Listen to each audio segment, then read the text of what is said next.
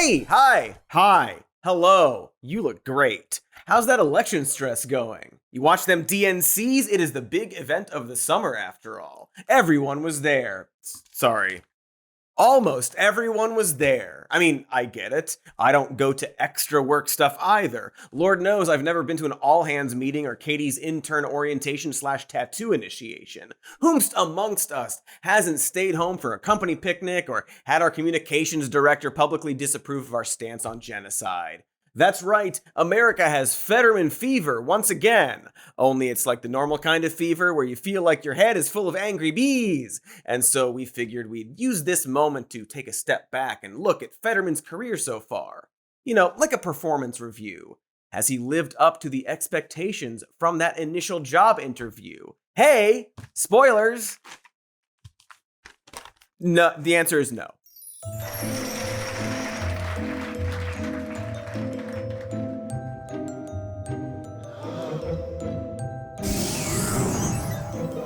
John Fetterman and the progressive Switcheroo. Actually, here's some more news about that news. While definitely sucking, Fetterman is also the latest in a line of seemingly progressive or left-leaning or media-darling politicians who turned out to be less than honest about their positions. Milkshake ducks. You know, like the anti-war, bisexual, and most colorful Congresswoman, Kyrsten Sinema.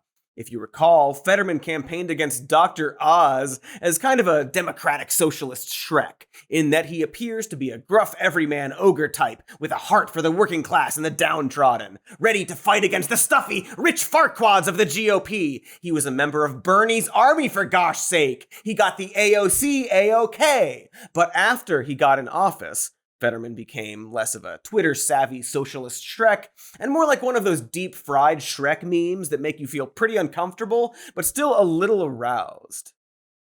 What I mean is, I don't know what the turn of words is. That, of course, everyone has the right to defend yourself, a nation, but you also have the right, I believe, to go after and eliminate Hamas, or at least to force them to surrender.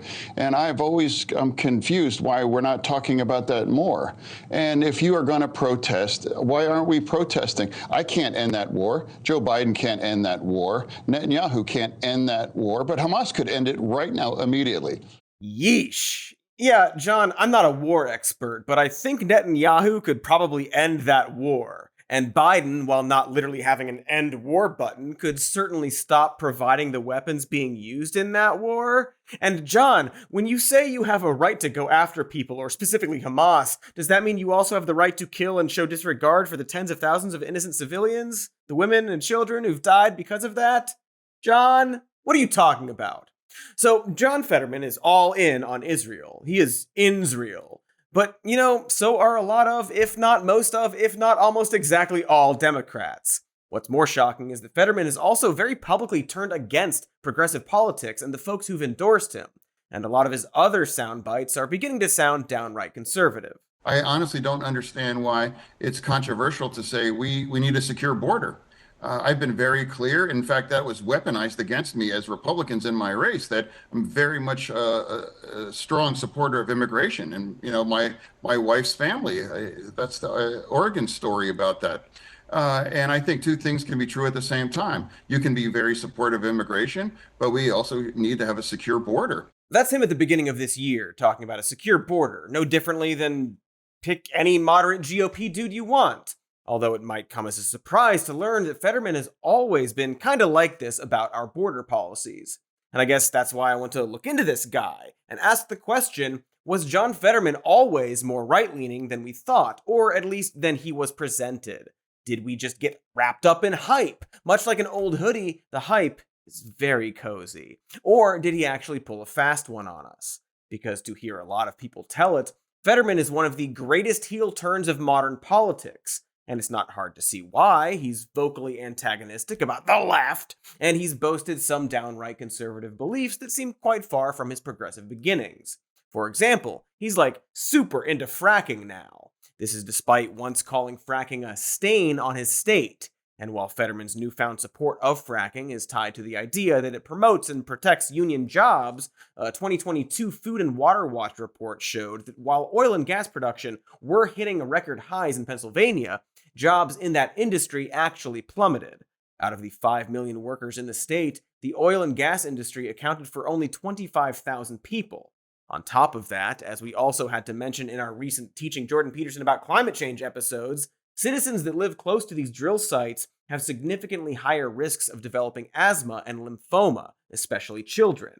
Boy, that's bleak. Maybe we should spin it and we'll call them younglings to soften the harsh consequence a bit.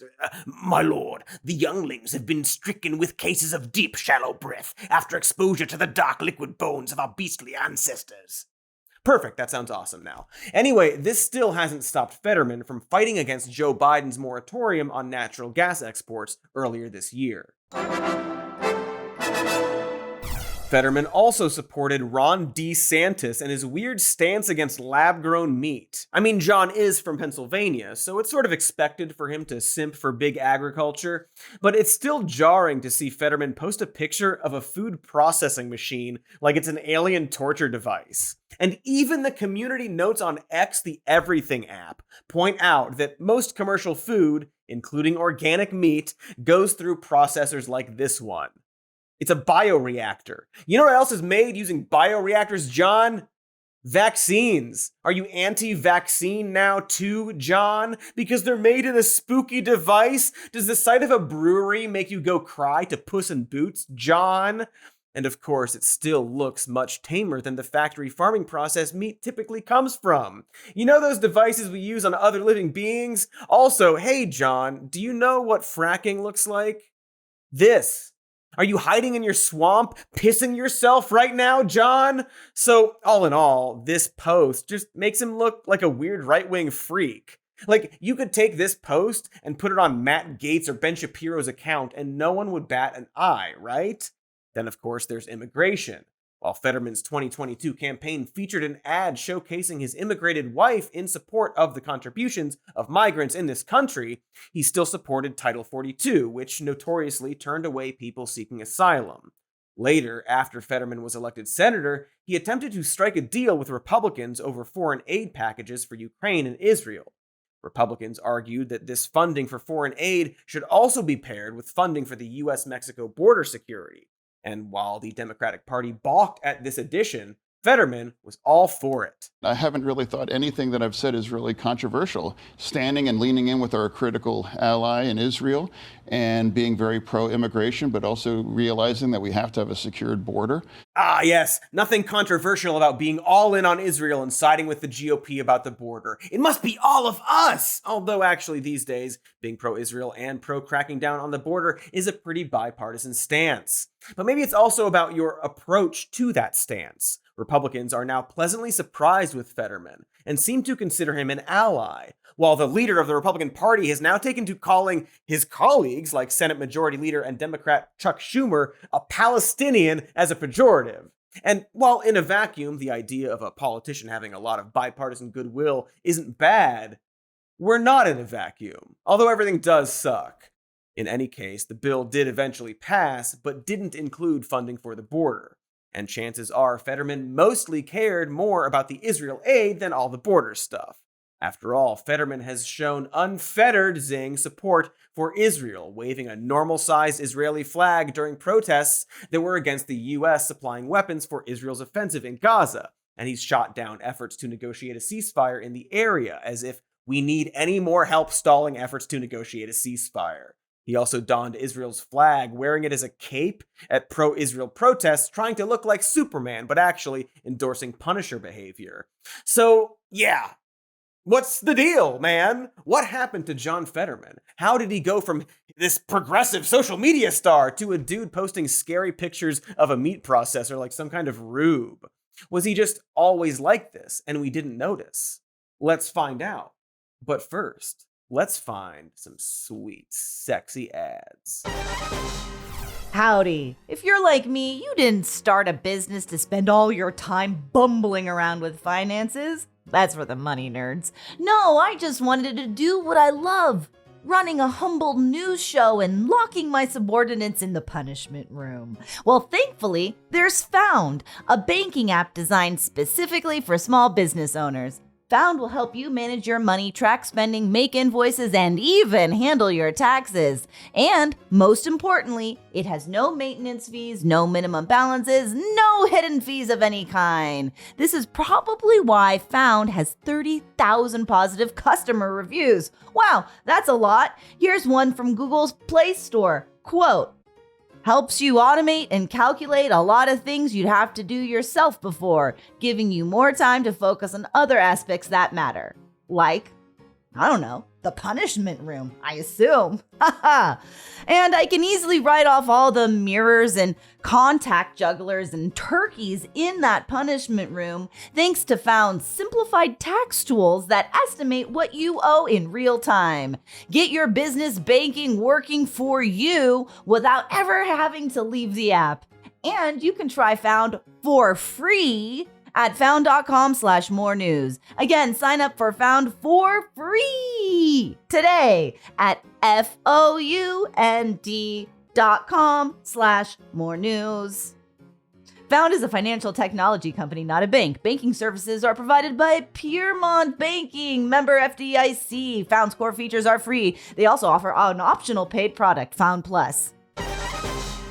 I'm Cody, but you can call me Gluggins, Walter Gluggins. As AG1 likes Gluggins to say, it's important to Gluggins that the supplements I take are of the highest quality, and that's why for all the Glug years, I've been drinking AG1. Unlike many supplement brands, AG1 conducts relentless testing to set the standard for purity and potency.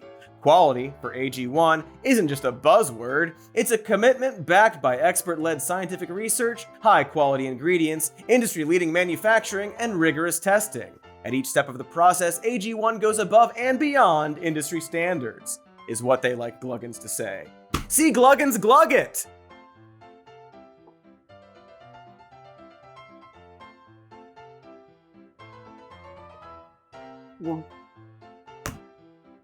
Yes, indeed. According to AG1, I know I can trust what's in every scoop of AG1 because AG1's team relies on expert-led scientific research, sourcing ingredients from potency and purity. Taking care of my health shouldn't be complicated, and AG1 simplifies this by replacing multiple health supplements like multivitamins, digestive aids, immune support, and more in just one simple scoop. AG1's ingredients are heavily researched for efficacy and quality. And I love that every scoop also includes rhodiola and B vitamins for energy support. I love that about it. So if you want to replace your multivitamin and more, start with AG1. Try AG1 and get a free 1-year supply of vitamin D3 plus K2 and 5 free AG1 travel packs with your first subscription at drinkag1.com/more news. That's drinkag1.com/more news. Check it out. That's the Gluggins Gluggin' Tea. Oh man, those ads were erotic. Welcome back. Try yourselves off. We were talking about Jonathan Fetterman and his seemingly odd apparent turn from progressive working class hero to weird centrist pro-genocide dude who whines about liberal meat. So where and when did this disconnect happen? Let's entertain the first theory that Fetterman was always more centrist than we hoped, and we all simply turned a blind eye to it during his campaign. After all, he was running against Dr. Oz, who was a lot like the Wizard of Oz if he killed over 300 puppies, which maybe the wizard did that too. We don't know where he got his powers. But with Fetterman, there were some early warning signs that he was a tad bit inconsistent with his messaging. Mr. Fetterman, I do have a specific question which you can continue on this topic, but you have made two conflicting statements regarding fracking.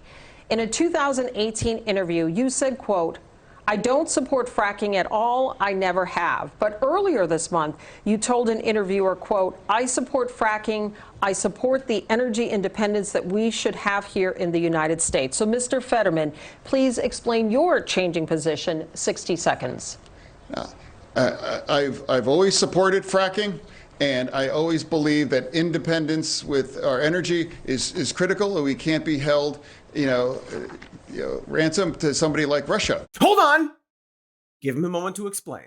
You're saying tonight that you support fracking, that you've always supported fracking, but there is that 2018 interview that you said, quote, "I don't support fracking at all." So how do you square the two? Oh, I do support fracking, and I support fracking, and I do support fracking. Oh, okay. Thanks. Look, to be fair and balanced and empathetic, Fetterman was still recovering from a stroke, and he would have a pacemaker procedure on election day. So one can understand if his mindset wasn't 100% on his campaign. And as he said in between those clips, he hasn't taken money from the fracking industry, which appears to be true. But even with that stroke, he kind of flip-flopped. And you might even find it a bit uncouth that we're even bringing up the stroke. But he himself has said that the stroke specifically changed him and made him move away from progressives only a few months after saying that he never changed and progressives are mistaken to ever think he was one of them. I mean, what could have given them that silly idea? This tweet where he specifically said that he's a progressive Democrat? Also, if he didn't change, does that mean a lot of his staff did change since a lot of them quit specifically because he changed? Feels very gaslighty. I also don't feel like I'm much closer to an answer. After all, politicians say a lot of stuff. They're all, like all of them, liars and wieners.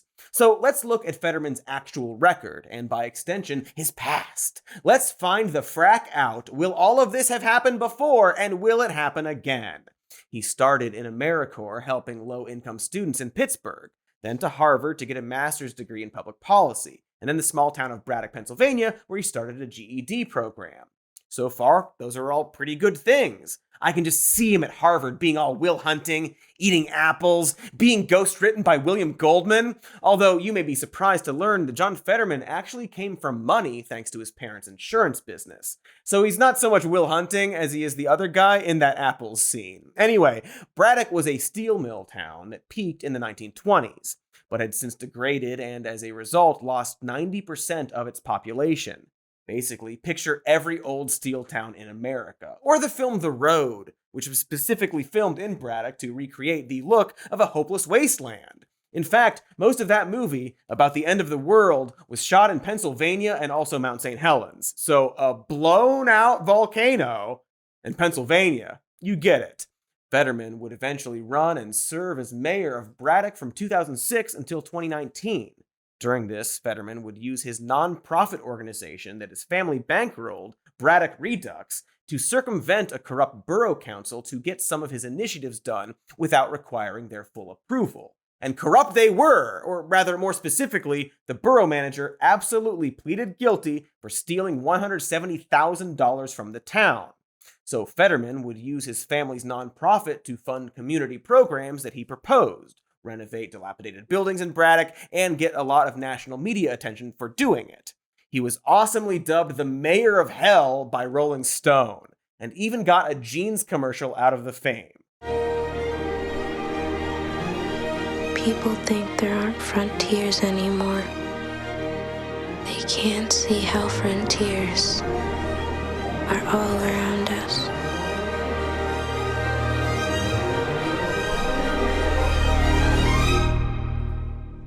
That's from when Levi's shot an ad in Braddock for their Ready to Work ad campaign, incidentally directed by the director of The Road. And in exchange, Levi's donated nearly $950,000 to Braddock Redux to support the renovation of a community center and start a community vegetable farm. Again, seems like good stuff. I mean, sure, critics and members of the community believe that the small town couldn't handle such large expansion and renovation, but that farm still exists. And so, Fetterman pushed on.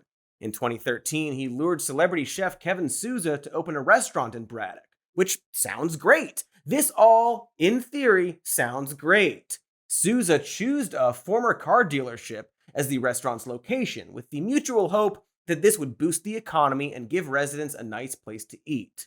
There was only one problem. Residents couldn't afford to eat there. Also, a single restaurant isn't exactly a huge job creator or draw. Also, it turns out that this celebrity chef has a habit of opening restaurants in dwindling neighborhoods and then abandoning the project. So, fucking oopsa. Souza ended up ditching the whole thing after it closed down during the pandemic, leaving several Braddock residents jobless. Again, not a huge job creator. Now, to be clear, I don't want to yuckers all over the yummies that Fetterman did for this town. Even if it didn't all work out, he was still doing some good there.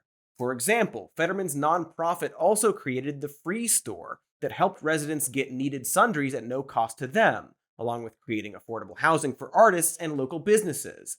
But you may have noticed that all of this is being funneled through that Braddock Redux nonprofit and not through the town itself.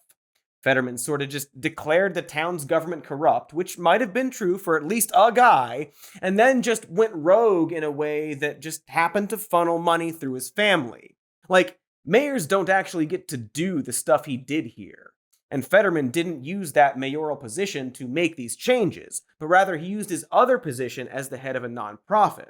And while you could argue that he cut around the bureaucracy to do good for his town, it all kind of has that icky Mr. Beast vibe when you look more into it. Not in the alleged faking of videos and torturous abuse and allegedly rampant sexual harassment, but like, Fetterman didn't go to any meetings or do much official mayor stuff, so much as he used the town to seemingly boost his own fame. Also, since Braddock Redux is a nonprofit, Fetterman doesn't have to disclose who donates to it, and made most of these decisions with a small group of board members instead of consulting the public, which is worth noting considering that the public in this predominantly black town didn't always agree with what he did.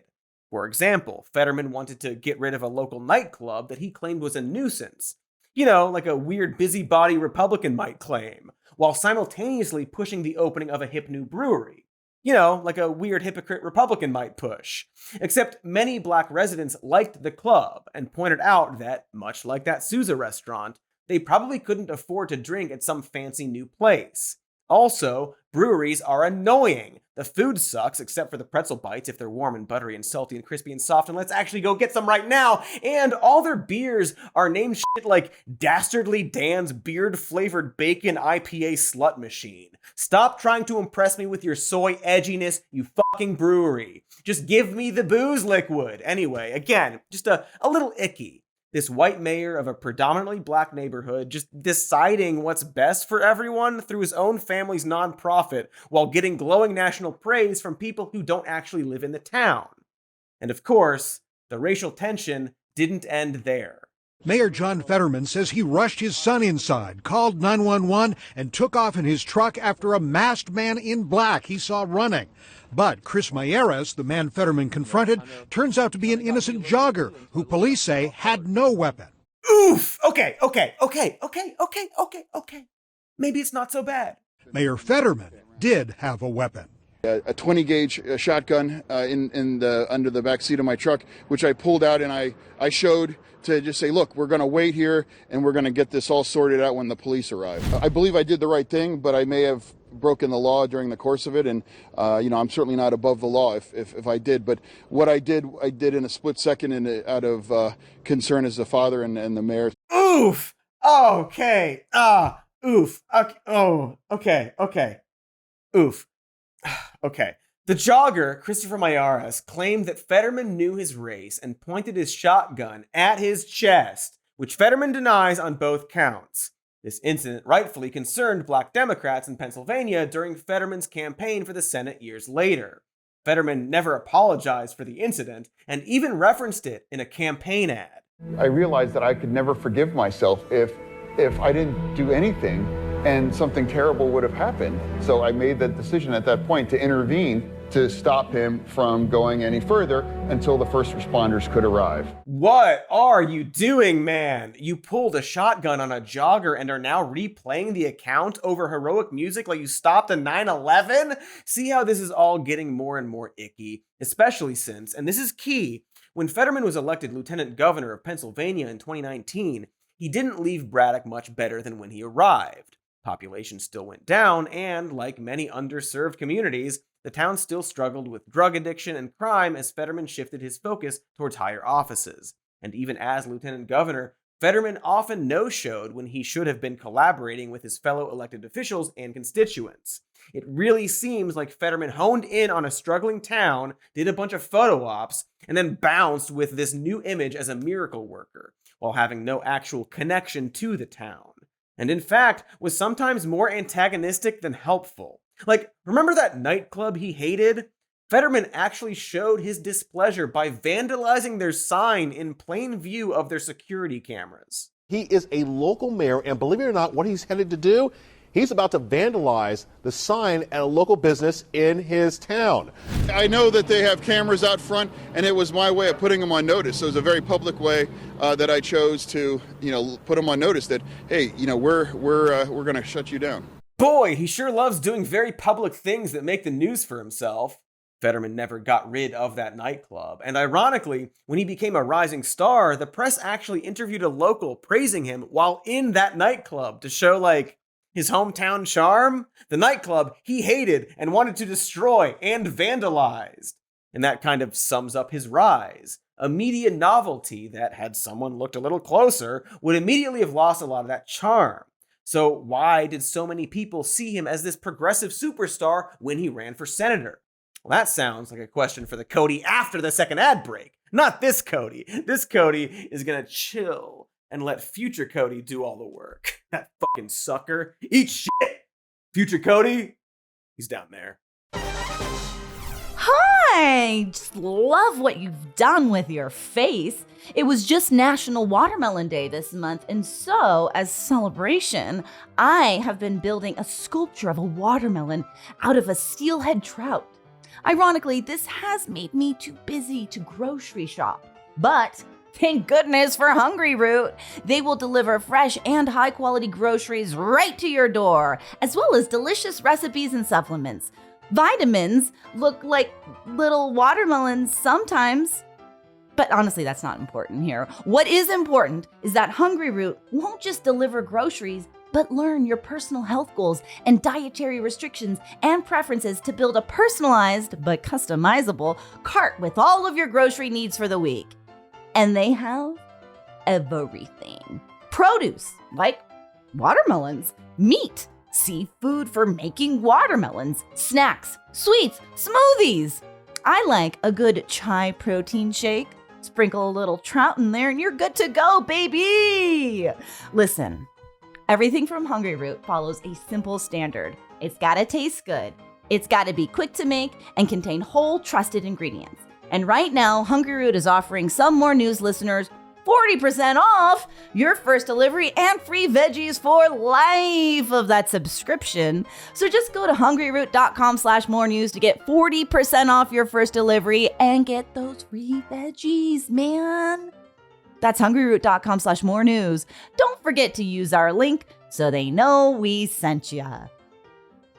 Also, I love Hungry Root so much. It's delicious. Do it. Hey, wow! It's Cody! If you're like me, you spend your summers at a lot of boating conventions trying to act like you belong when you're actually just there for the free shrimp. It's important to me that I look my best without breaking the bank. That's why you gotta check out Quince and their timeless, high-quality items, like cashmere sweaters starting at just $50, pants for every occasion, boating or non-boating, and their washable silk tops. Katy has been a fan of Quince for a very long time and is very excited about this sponsor. She's already gotten compliments on her cashmere sweater. And here's one more. Nice sweater, Katy! Hey! Nice sweater, Katy! What's great is that compared to other brands, all their items are 50 to 80% lower in price. They do that by partnering directly with factories, and to be more specific, factories that use safe and ethical manufacturing practices. I got their Mongolian cashmere V-neck sweater too, so I can feel soft and look great while I pretend to bid on a cabin cruiser whilst I stuff my pockets with bruschetta. Oh, they're leaking. So check them out. They're so comfy and affordable. Make switching seasons a breeze with Quince's high-quality closet essentials. Go to quince.com/more news for free shipping on your order and 365-day returns. That's QUINCE.com/more news to get free shipping and 365-day returns. Quince.com/more news. Ahoy! That's sailor speak for hi. Look it up. So we were talking about John Fetterman, the latest cautionary tale about how even the most progressive-seeming and hip politician is still, it turns out, a politician. It seems like he was always kind of an opportunist, but many people were still pretty surprised at the turn his public image has taken with progressives. Why is that? Well, during both of his 2016 and 2022 Senate campaigns, Fetterman ran with policies that were quite popular with progressives, such as legalizing marijuana, eliminating the filibuster, lowering taxes of low-income families, and, while clearly being pro-gun, advocating for additional gun laws. But there were still some differences between his 2016 and 2022 runs for Senate. For starters, he fucking lost the 2016 primary. Coincidentally, he was more vocally progressive during that 2016 run, full-throatedly boasting that he started a progressive movement in his state and going all in on Bernie. It should be noted that he never really had a shot in this first election, since his primary opponent was being backed by both Obama and Biden. But in a long-standing Democrat tradition, I guess Fetterman saw this loss as a reason to soften his far-left views. For example, in 2016, he supported a moratorium on fracking until more regulations and protections for the environment were in place. And as I said earlier, he'd go on to flip on that issue in 2022. But the effectiveness of all of this got more confusing because in the general election, his opponent was this. Thought I'd do some grocery shopping. I'm at Wegner's, and my wife wants some vegetables for crudité, right? So here's a broccoli. That's $2. Not a ton of broccoli there. There's some asparagus. That's $4. That's Dr. Oz at Wegmans, or I guess Wegner's as he calls it, man of the people, standing on the... Is he on the left, or is he all that stuff on the right? I don't know. He's somewhere in that picture. He really blends in with the vegetables. And this villain-browed celebrity doctor actually played a big part in why the public saw Fetterman as more of a progressive figure than he was. Because in his defense, Fetterman wasn't exactly hiding it. Are you a progressive? No, I'm just a Democrat that has always run on what I believe and know to be true. That was from May 11, 2022, 6 months before he would be elected senator. Up until that point, Fetterman had often aligned with more progressive policies, such as showing clemency towards prisoners serving life sentences. But he was very vocal in distancing himself from the so-called squad of progressives that often endorsed him. And in his own words, he would lean in to using his Senate seat to benefit Israel. That doesn't sound like he's a progressive really at all. So why was he seen as such a radical leftist socialist? Probably because that's what Dr. Oz wanted you to think. The radical left has gone crazy. They even wasted COVID relief money on golf courses, ski slopes, and luxury hotels, sticking us with the bill. Crazy ideas from radical politicians. And Fetterman's the craziest. After all, for the GOP, pretty much everyone is a lefty socialist. Joe Biden is a lefty socialist. In that ad, with radical lefty Nancy Pelosi, Kamala Harris is a communist now, you see. So, looking at this retrospectively, Dr. Oz did more to help Fetterman's progressive image than his deceitful diet products did to help people lose weight. By comparing Fetterman to socialist boogeymen like Bernie Sanders, Ozzy not only tried to rile up the MAGA base, but unintentionally made Fetterman appear more left than even he himself advertised. And that, ironically, actually helped Fetterman's appeal for some. It's a common tactic even among Democrats, as Fetterman's primary opponent's PAC also ran an attack ad that labeled Fetterman a democratic socialist. And of course, this is all not to mention that Dr. Oz was a weird snake oil millionaire that acted like a fancy alien and clearly knew nothing about Pennsylvania, while John Fetterman was not that. In PA, we call this a veggie tray.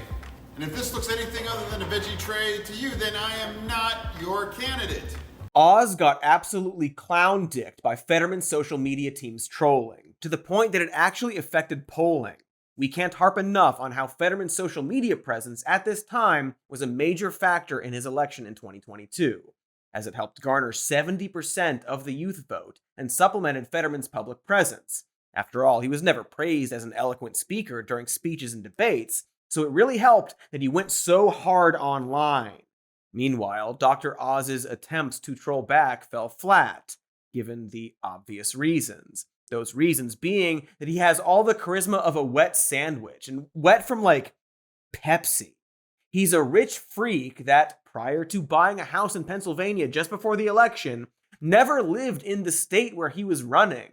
Probably because he had 9 other homes. Hell, Oz even lost favor with the person who made him famous in the first place. That's gotta sting a bit. So this seemed like a swish. A bag of dead beetles could probably win against Dr. Oz. And yet, amazingly, In spite of all these endorsements and the national attention and entertaining dunks on a daytime TV doofus, Fetterman only squeaked out a win with 51% of the vote, which is wild. Even with all we know now about Fetterman, it is still wild that Dr. Oz was that close to winning. And when you think about it, Fetterman's trolling was only as effective as how incredibly ineffective Dr. Oz was.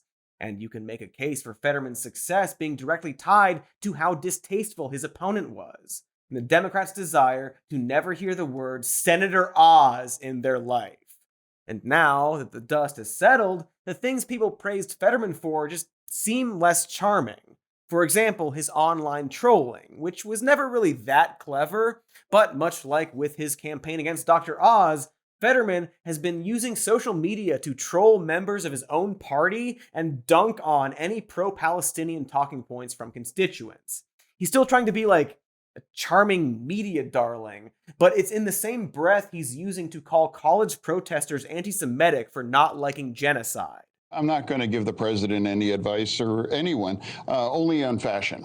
And you know, but I will say this is that it's very clear that there is a very germ of anti-Semitism in all of these protests. Ha ha ha ha ha ha! He does dress funny. What a cut up. Just like how Shrek dismissed that mob. Am I right? Remember Shrek? And how Shrek had ties with the Democratic majority for Israel and several pro-Israel PACs that financially backed his campaign? One of his top contributors is J Street, a centrist pro-Israel lobby group that endorses unconditional support from the US to Israel. Fetterman isn't the only one, as these donations from pro-Israel groups have compromised Congress on both sides of the aisle. Per The Guardian, only 17% of the US Congress supported a ceasefire within the first 6 weeks of the war, while 68% of voters supported a ceasefire. True representation right there. And so Fetterman parrots pro-Israel talking points, claiming that the IDF has never targeted civilians, even though there is reporting and evidence that heavily suggests otherwise. He scolds pro-Palestinian protesters further by saying they should be protesting Hamas, the thing that the US isn't funding or supplying with weapons. 16 now former campaign staff members urged him to reconsider his stance, and many of his digital and social media staff members, the ones that helped him ratio the fuck out of Dr. Oz online, have quit because of this, as well as his abandonment of progressivism. Which probably also explains why his Twitter game has gone way down. Like, wow, man, a Jerry Springer reference for the kids? Very, very, very topical stuff. So was John Fetterman always like this, and we didn't notice? Or did he lie about being a progressive in order to get elected? I guess both, but counterpoint, who gives a shit? If there's a lesson from this, it's that progressive ideas are actually popular to run on, probably because people like them, but suddenly become less popular once you get elected. There's a reason why nobody runs as a moderate and then becomes a secret progressive once in office, right? That's not a phenomenon, though maybe it should be. Whereas lefty politician goes centrist absolutely is. And that says something pretty bleak and not at all surprising about how the government works. That once you get into office, it is far easier and much more rewarding to simply follow the status quo in exchange for support from your peers and richest donors. Create your little inner circle the way Fetterman did through his nonprofit and ignore everyone else. And even the most progressive-seeming candidates are only as progressive as their environment allows, and often they're a part of that environment too. Obama ran on change, but didn't go nearly hard enough when he had the first Democratic trifecta since 1993. Then eventually, he had to contend with the GOP majority. Aw, shucks. Was that his fault? Not exactly. But kinda. And regardless, it still sucks. You will be disappointed by politicians no matter how much hope they seem to offer you. They'll still do some good things, but fully trusting them or fully buying into their pitch will only lead you to feeling betrayed. There's also the fact that compared to every freak right-wing candidate, most Democrats just feel like far-left progressives, not only because the GOP labels them like that. It's just something to think about going into the next election. Like, not gonna yuck the yum that is Tim Walz. So yum. But in the event that he and Harris actually win, chances are they won't be nearly as progressive as a lot of people assume. despite, of course, being better than the Freak Party of freaks. Harris has good union support, wants to raise the minimum wage, but she too has Shrek flipped around on fracking and on Medicare for all, and like the general Democratic Party, the border. Other than a shift in tone, she seems to be confirming the party line on Israel-Palestine. And everyone is just sort of saying that she and whoever is the current president, some guy I guess, are fighting day and night for a ceasefire, as if we're supposed to believe that they think that's even on the table, as if we're supposed to believe that while we keep providing them with the weapons we want them to cease firing. All politicians will disappoint you. It's just a matter of how much you let them, how much you let yourself trust them. Future President of the United States, whether you like it or not, Alexandria Ocasio-Cortez has occasionally disappointed the left while frustrating her centrist colleagues. She's a wacky socialist who spars with Marjorie Taylor Greene. She was all in on sticking with Biden. She doesn't seem to have a critical word for the party. She also made the crowd go wild at the recent DNC. Despite whatever criticism one can have of her, she appears to be playing the game in a way that won't have her pushed out and defeated like Cori Bush or Jamal Bowman. Billionaires in both parties should not be able to buy elections, including primary elections. Including primary elections. Damn right, Bernie, got 'em. The hope, of course, is that somebody like AOC being continually embraced by the party can lead to her changing that environment and making it a safer space for politicians to say that they're progressive and mean it more than others have meant it. Heck, maybe she'll pull a reverse Fetterman and present herself as a recovering progressive who, after a stroke, now sees the beautiful, moderate light of centrist truth. And then, when she gets into office, she'll force everyone to see a doctor for free. Or she'll disappoint you, like all politicians, even if they aren't purposefully misleading people like what Fetterman clearly did. They are, after all, squares and freaks and rich freaks, like what Fetterman pretended not to be with those hoodies. Even old white guy Taco there. God, he's just so lovable. I want to take him to Sears and go pants shopping. Maybe do some cocaine afterwards. White guy spice. Do you think he likes cocaine? Do you think he'd ask Kamala for some for me? Some Kamala extract? Another Battlestar Galactica reference for you. So, you're welcome. Roll the credits.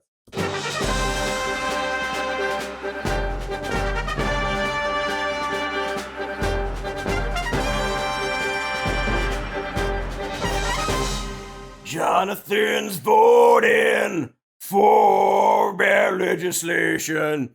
Fetterman. Bye. If you want to like and subscribe, it's just another band. I just picked a random other band. Hi, welcome to this part.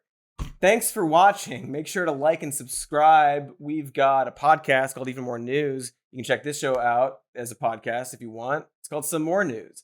We've got patreon.com/some more news. We've got merch with stuff on it that you can get at a merch store. We've got a little bit of Fetterman, vote for him. Little bit of Bernie, also vote. A little bit of other guys in the race.